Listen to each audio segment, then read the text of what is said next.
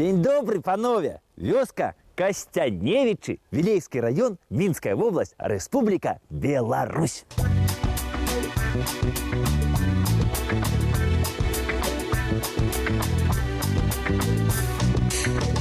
Калісьці вось тут, на гэтым самым месцы, дзе стаіць вёска Костяневича, рос вялізны дзікі лес, непралазны, гушча такая была.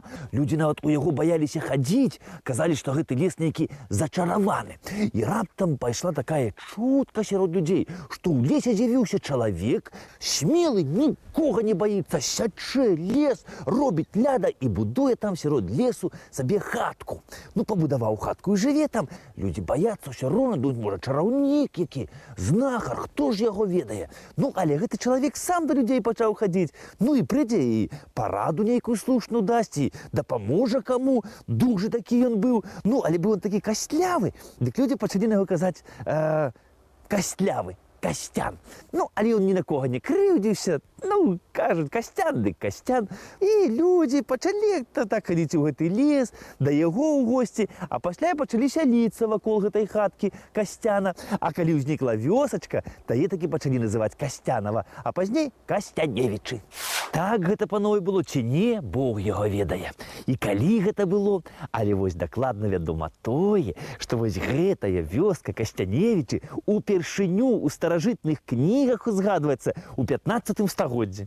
Або ж дакладна у 1472 годзе. І на той час гэта быў маёнтак пана Міхала Данюшавіча. Міхал Данюшавіч гэта быў, ён быў служэбнікам. А служэбнікамі у Вялікім княстве літоўскіх называлі служэбных асоб дзяржаўнага ці прыватнаўласніцкага кіравання. І служэбнікам маглі абраць любога, ад селяніна да шляхціча. Вось, напрыклад, у караля Жыгімонта Аўгуста было аж 118 служэбнікаў. Ну і, канешне, у караля ўсе служэбнікі былі са шляхты. Ну, а чым займаліся служэбнікі? Ну, шмат чым займаліся, амаль усім. Ну, былі яны і пісарамі, і даніну збіралі, выконвалі прыгавор суда, а яшчэ яны сачылі, як ідзе, напрыклад, рамонт дарогі, замкаў. Ну, і калі было што не так, то альбо самі прымалі нейкія меры, ну, а ў некаторых выпадках дакладвалі свайму начальству. Вось такім чалавекам, служэбнікам і быў першы вядомы уладар вось гэтай вёскі Костяневичы. А служэбнікам ён быў не абы ў каго, а у віленскага кашталяна Войцаха Маневідавіча, які, дарэчы, яшчэ і з'яўляўся наваградскім ваеводаю. Ну, мусіць, Войцах Маневідавіч за добрую, хорошую службу Костяневичы і падараваў Міхалу Данюшавічу. Ну, а колькі тут жылі продкі Данюшавіча ўжо, я аб гэтым нічога не ведаю. А вось дакладна вядома тое, што ўжо ў 17 стагоддзі гэта было мястэчка, цэнтр маёнтка, да якога належала аж 4 вёскі, а ўладарылі тут паны ляскоўскія.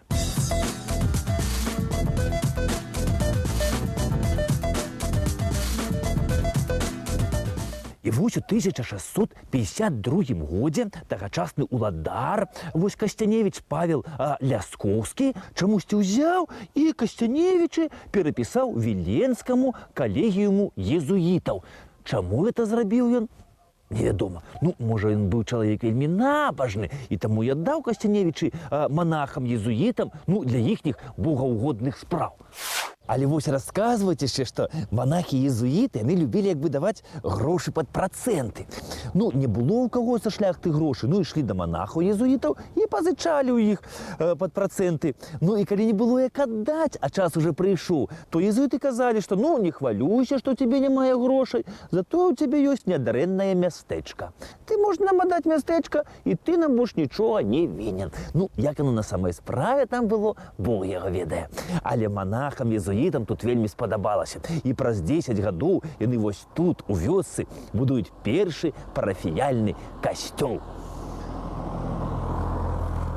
І асвечваеце яго ў гонар свайго заснавальніка Ігнація Лайолы. Той драўляны касцёл езуітаў прастаяў тут аж 100 гадоў. А вось праз 100 год, у 1763 годзе, пад кіраўніцтвам тагачаснага пробашча езуіта Феліцыяна Сулістроўскага, пры дапамозе, канечна ж, парафіян і шляхціча Міхала Відмонта, стары касцёл быў разабраны, а на яго месцы пабудаваны новы, каменны, у стылі позняга барока.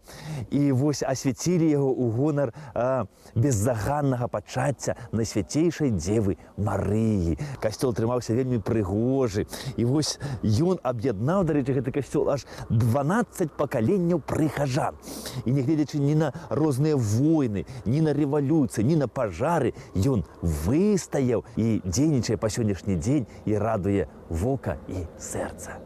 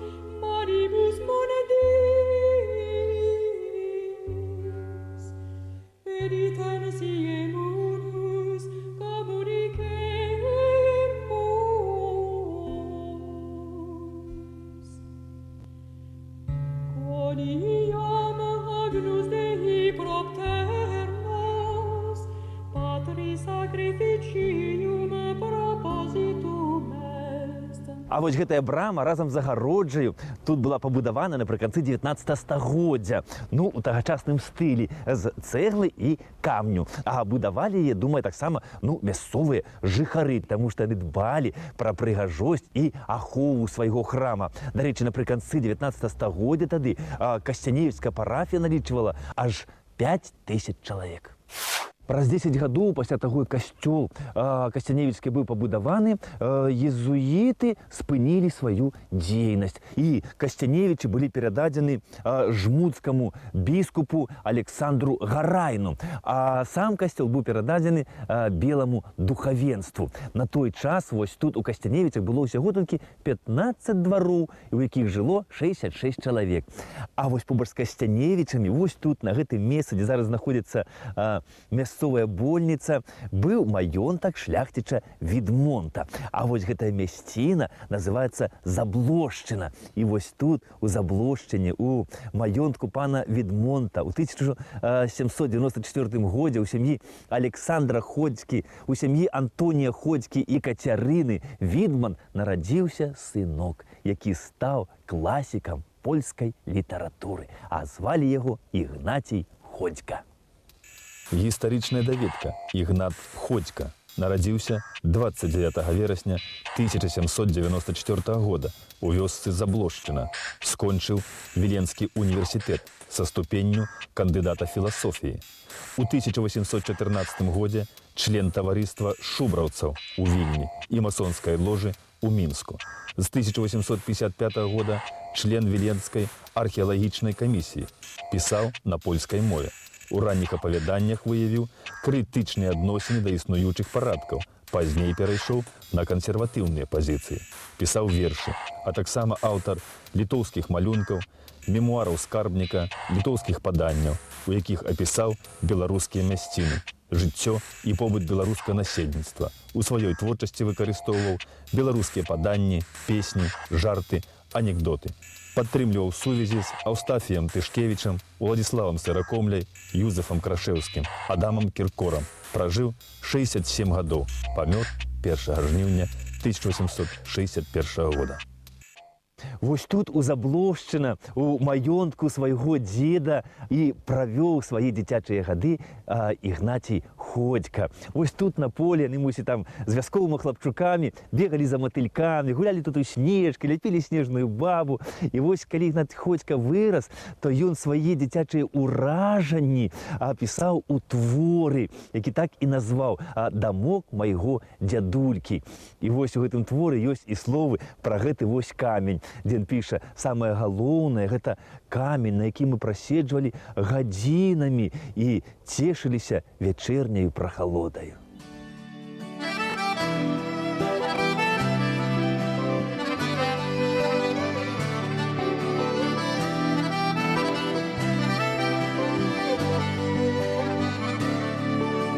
Вясновы дзень быў радасцю даўгі,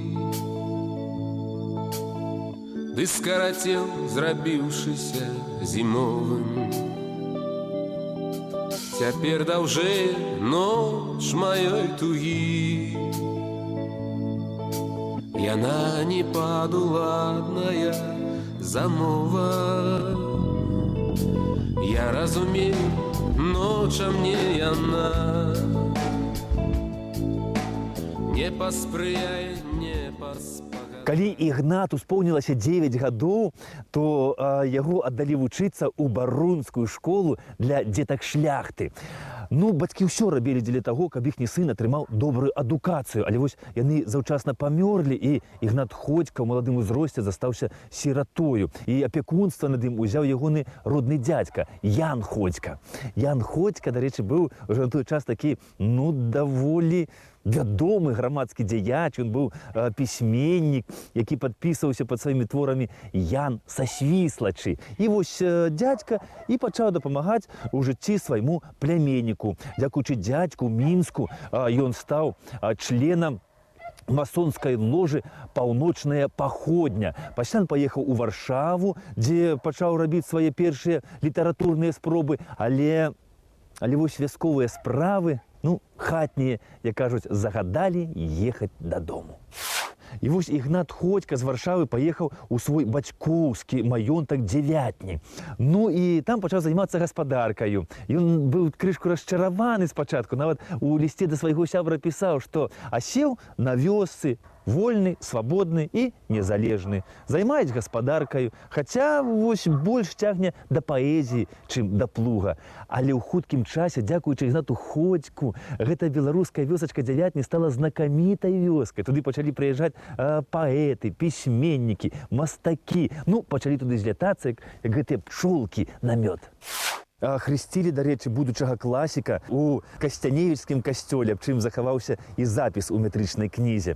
Ну, нарадзіўся, конечно, вельмі цяжкі час для Беларусі. Нарадзіўся якраз падчас паўстання Тадзеуша Касцюшкі. І думаю, што і ягоны бацька, і ягоны дзед бралі ўдзел у гэтым паўстанні, таму што толькі чалавек чорствы, чалавек бессардэчны мог сядзець у хаце на печы, калі ішла барацьба за незалежнасць краіны. І ось не сядзеў у хаце і тагачасны гаспадар гэтага мястэчка Ян Гарайна. Ён прымаў актыўны ўдзел у паўстанні Тадзеуша Касцюшкі. І вось пасля паразы паўстання Касцяневічы ў яго адабралі і перадалі чалавеку, ну, мусіць, судзячы па прозвішчу, не з гэтых мясцін, гэта брыгадзіру Петру Бардакову.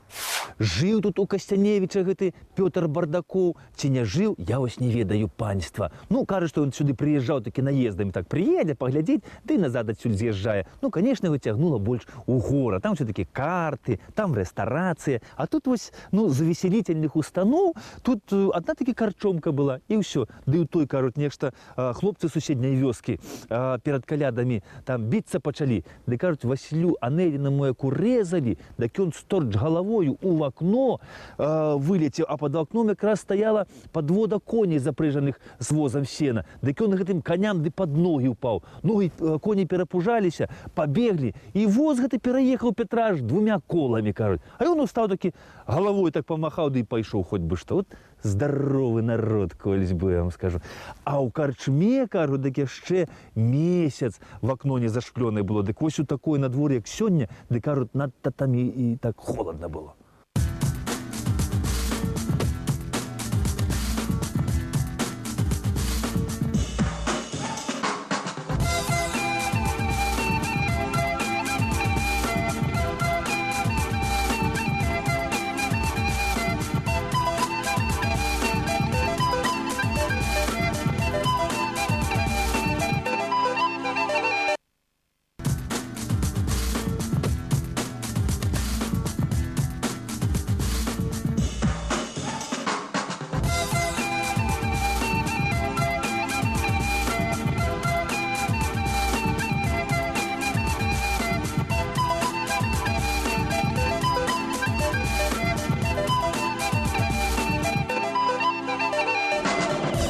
А вось тут у Касцяневіча, кажуць, людзі жылі вельмі добрыя, спакойныя і набажныя. Тут, акрамя касцёла, яшчэ было і дзве уніяцкія царквы. Адна драўляная святого Ігнація і другая каменная царква Георгія Перамоганосца. Але вось на вялікі жаль гэтыя церквы да нашых дзён не захаваліся, як не захаваўся і маёнтак Мар'янпаль, які знаходзіўся вось тут побач з Касцяневічамі. Дык вось, панове, у гэтым маёнтку Мар'янпаль у 1816 годзе у сям'і беларускіх шляхцічаў Юльяна і Мар'яны Жалігоўскіх нарадзіўся сын, які пазней стаў знакамітым паэтам, творчасцю якога захапляліся Александр Герцен, Тарас Шаўчэнка. Справу яго разглядаў расійскі імператар. А ў той ліпеньскі дзень, калі ён тут нарадзіўся, ім захапляліся, яго разглядалі ягоныя бацькі, якія ласкава яго называлі Эдвардзік. Пасля таго, як Эдварда за яго рэвалюцыйную дзейнасць выгналі з універсітэта, то ён крышку так пабадзяўшся па свеце, прыехаў сюды, куды ехаць, у Касцяневічы, да бацькі свайго роднага, у свой маёнтак Мар'янпаль. Кажуць, што калі ён прыехаў, бацька на яго трошкі пасварыўся, што вось, Эдвард, так складана было паступіць у універсітэт, дык вучыўся, дык не, звязаўся з гэтымі шалапутамі. Цяпер ідзі гной выкідай, ды бульбу саджай. Эдвард, кажуць, прамаўчаў, ты ж не будзеш з бацькам сварыцца са сваім родным. І бацька пазней палагодніў, кажучы, сынок, што ж зробіш? Всяк бывае. Ты ўжо не перажывай так моцна, не бяры да галавы. Які бацька не пашкадуе свайго дзіцяці? Вось недзе прыкладна ў той час у Эдварда Жалігоўска і пачалася такая паэтычная дзейнасць. І пазней ён паехаў у Вільню, дзе пачаў друкавацца пад псеўданімам Антон Сава. Яго паэма «Іардан» вытрымала аж 2 выданні. Ён у Вільні нават распрацаваў і амаль пачаў выдаваць беларуска-моўны альманах пад назоваю «Вязанка». Але вось вершы яго былі супраць самадзяржаўя, супраць расійскага цара, і за ягоную вось гэту рэвалюцыйную дзейнасць, і за ягоную прыхільнасць да тайнай арганізацыі «Братні саюз беларуска-літоўскай моладзі» Эдвард быў арыштаваны. Эдварда неаднойчы яшчэ арыштоўвалі, але ён не пакідаў сваіх пазіцый. Нягледзячы ні на што, ён паспеў выдаць зборнік вершаў «Паэзія», паэму «Манахі», двухтомнік нарысаў «Сёння і ўчора». І ускрозь ён у сваіх вершах, у сваіх творах усхваляў беларускі народ і ягоную культуру. А бацька Эдварда, Юльян Жалігоўскі, вельмі перажываў за свайго сына, і калі таго пасадзілі ў турму, ён начамі не спаў і так не дачакаўся таго з турмы. Ён памёр у 1853 годзе, а пахавалі бацьку Эдварда, Юльяна Жалігоўска, вось тут, у Касцяневічах, на вясковых могілках.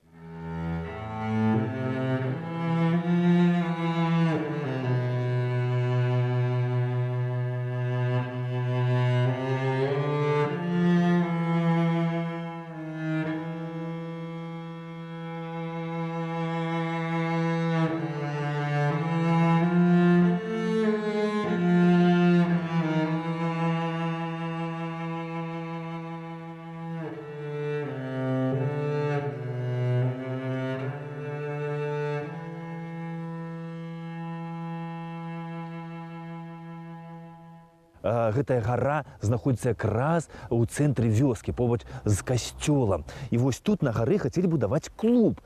І калі пачалі капаць тут, то тут столькі шмат было касцей, і людзі паўсталі супраць таго, каб на гэтых касцях будавалі клуб, ды пасля там танчылі на іх.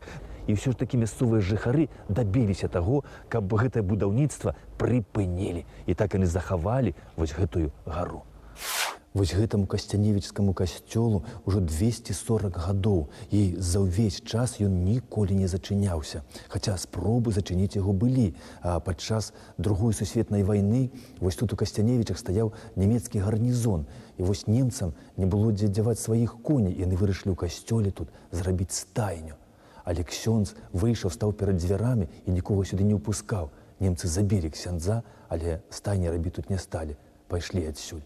А пасля другой сусветнай вайны, падчас савецкай улады ў 1946 годзе ізноў пачаліся спробы касцёл касцяневічскі зачыніць, але людзі выходзілі, ставалі перад дзвярмі і нікога сюды не ўпускалі. І тады нехта ноччу ўлез у касцёл і падпаліў яго. І вось падчас гэтага пажару пагарэлі ўсе драўляныя скульптуры анёлаў, згарэў цудатворны абраз беззаганнага пачацця на свяцейшай Дзевы Марыі, згарэў старажытны арган, але і пасля гэтага людзі не адступіліся. Яны адстаялі свой касцёл і, дзякуючы намаганням ксяндза Жука, ён быў адноўлены.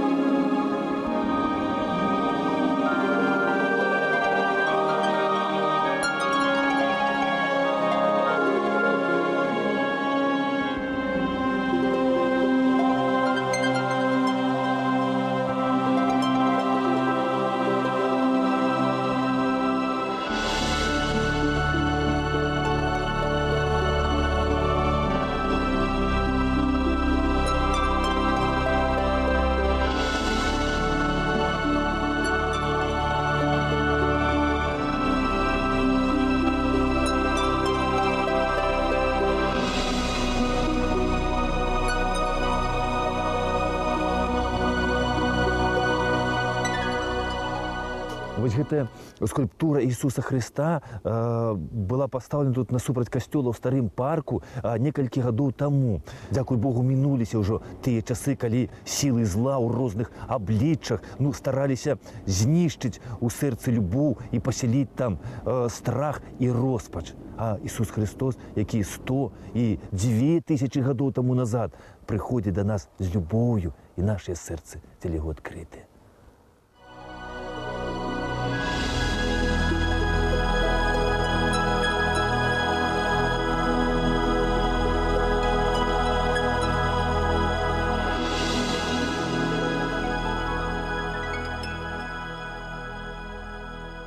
Гэта ж, паважанае панства, вось зараз пачынаюцца каляды па каталіцкаму календару. У каляды ўваходзяць, дарэчы, 3 святы. Гэта першае свята каляднае, гэта нараджэнне Христовае. А другое свята каляднае, гэта Новы год, тільки яшчэ называюць Васілле, дзень святога Васіля Вялікага. І заканчваюцца каляды хрышчэннем Гасподнім. Вось у каталікоў каляды пачынаецца 25 снежня, а заканчваецца 6 студзеня. А ў праваслаўных каляды пачынаюць 7 студзеня, а заканчваецца 19 студзеня на хрышчэнне. І вось і ў каталікоў, і ў праваслаўных усе калядныя вечары лічацца святымі вечарамі. І ў гэтыя вечары святыя працаваць лічыцца вялікі грэх. А першыя 3 дні калядных дык і наогул трэба адпачываць і рабіць нічога нельга, каб не наклікаць якую бяду на сябе. І вось гэтыя святыя калядныя вечары, яны пакрыты ўсе такой таямнічасцю. У гэтыя вечары варожаць, глядзяць розныя прыкметы. І на каляды існуе таксама і 3 куці перад кожным святам. І вось, дзяўчаты, хачу параіць вам, што трэба зрабіць на першую куцю, якая называецца постная альбо бедная куця. На нараджэнне Христовае. Калі сядзеце есці і возьмеце лыжку, то, дзяўчаткі, этой лыжку ешце цэлую вечеру і на стол не кладзіце яе, а трымайце ў руках. І калі вы так всю вечеру і пратрымаеце ў руках і толькі пакладзеце на канцы вечеры, калі будзеце ўставаць за стола, то тады, калі вы пабярэцеся шлюбам, то ваш муж вас будзе ўсё жыццё насіць на руках. Дай ім Бог здароўя. Зорка ясна ўсіяла, 3 царам путь показала. Тыя цары прыходзілі, Богу дары прыносілі, на калена прыпадалі, Хрыста Бога услаўлялі. Сталы засцілайце, каляды спраўляйце. А па гэтай модзе будзьма ўсе здаровы, а па гэтай казцы жывіце ўсе ў ласцы. Так што з надыходзячымі вас калядамі, з нараджэннем Христовым. Да пабачэння!